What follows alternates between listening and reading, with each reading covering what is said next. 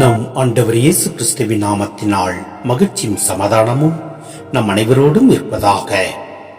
லூக்கா 7:11-17 முடிய. அதன் பின் இயேசு நயின் என்னும் ஊருக்கு சென்றார். அவருடைய சீடரும் பெருந்திரளான மக்களும் அவருடன் சென்றனர். அவர் அவ்வூர் வாயிலை நெருங்கி வந்தபோது இறந்த ஒருவரை சிலர் தூக்கி வந்தனர். தாய்க்கு அவர் ஒரே மகன், அத்தாயோ கைப்பெண்.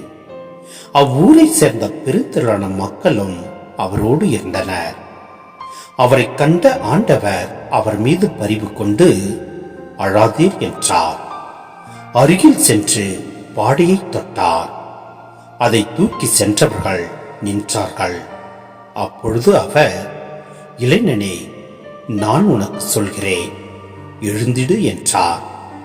இறந்தவர் எழுந்து உட்கார்ந்து பேசத் தொடங்கினார். இயேசு அவரை அவர் தாயிடம் ஒப்படைத்தார்.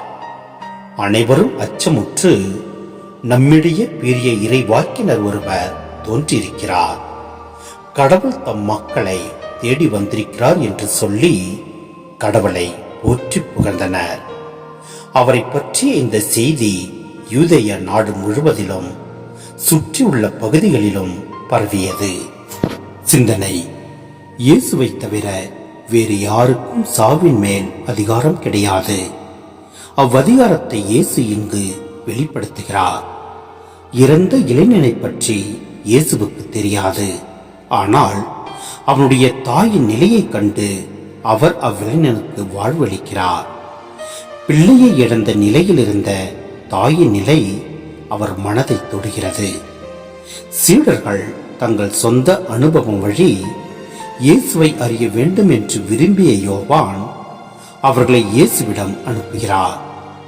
யோவான் அனுப்பிய சீடர்கள் இயேசு செய்த வல்ல செயல்களை காண்கின்றனர். எனினும் வல்ல செயல்களால் மட்டும் அவர்கள் மெசியாவை கண்டு கொள்ளவில்லை. மாறாக ஏழைகளுக்கு இயேசு நற்செய்தி அறிவித்ததுதான் அவர் மெசியா என்று அடையாளம் காட்டியது. இன்றும் நற்செய்தி பணி ஒடுக்கப்பட்டோருக்கு நம்பிக்கையும் புது வாழ்வும் அளிப்பதிலேதான் சிறப்பாக வெளிப்பட வேண்டும். எனவே நம் நற்செய்தியை நாம் முழுமையாக ஏற்று அவற்றை நாம் மற்றவருக்கும் அறிவிப்போம். எல்லாம் வல்ல இறைவன் நம்மை நிறைவாய் ஆசீர்வதிப்பார். ஆமென்.